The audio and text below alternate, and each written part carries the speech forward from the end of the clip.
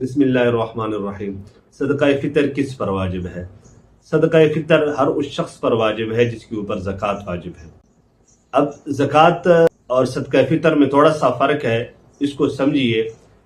زکوٰۃ کے لیے شرط ہے پورے سال کا گزر جانا، یعنی آپ کے پاس جو زکوٰۃ کی مالیت کا نصاب ہو، یعنی 52.5 تولے چاندی وغیرہ، تو اس کے اوپر اگر سال گزر جائے تب آپ کے اوپر زکوٰۃ واجب ہو جاتی ہے۔